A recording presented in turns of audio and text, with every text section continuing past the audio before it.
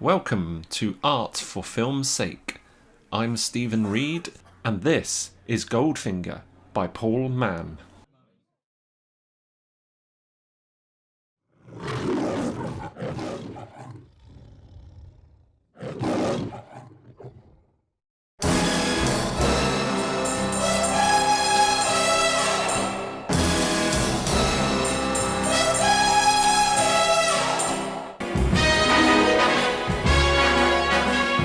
Yes, it's 1964, when international espionage meant wearing tuxedos and exchanging witty badinage with villains.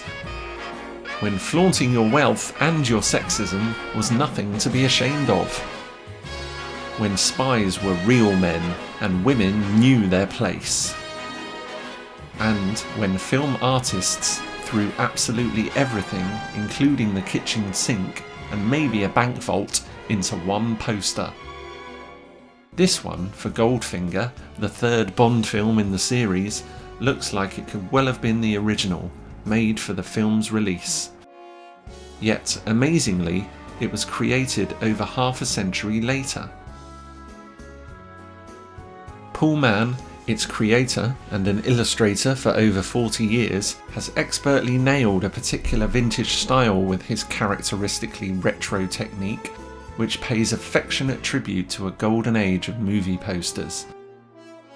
It's a style that harks back to an era before CGI, when the artist's craft was paramount. When backdrops were painted by hand on glass.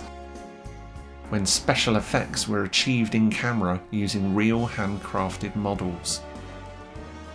Back then, many posters followed this tried and trusted formula of bundling together all the movie elements into one bustling composition. The artist's skill in rendering actors' likenesses seemed secondary to their ability in cramming everything in the film onto a single sheet in a way that had most impact. And the best ones were like chefs. They didn't need to cook amazing recipes, they just needed to jam all the ingredients onto a single plate.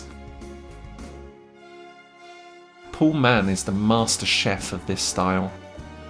His posters don't rely on a clever concept, they simply say, here's a tasty dish you'll really want to get stuck into. And in Goldfinger, we get a lavish banquet with something to suit everyone's taste.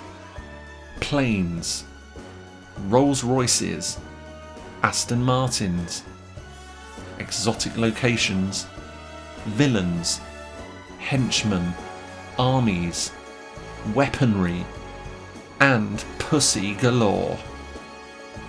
It's all here.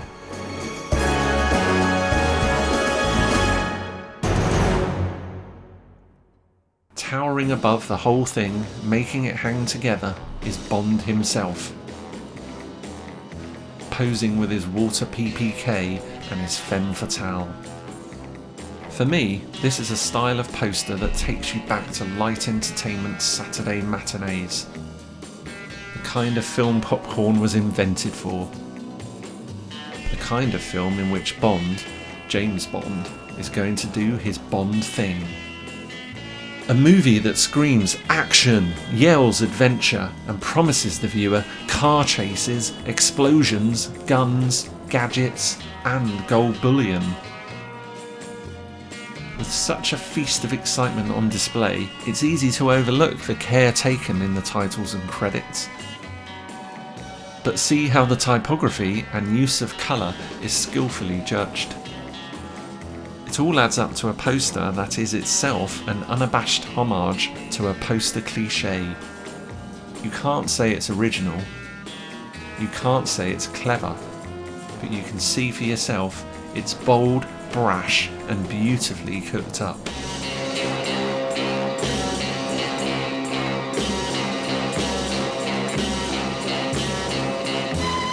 Personally speaking, it makes me yearn for those rainy Saturday afternoons of my childhood waiting to grab some popcorn, and for Bond to appear on screen with his inimitable 60s style of action-adventure. What more could you want from a film poster?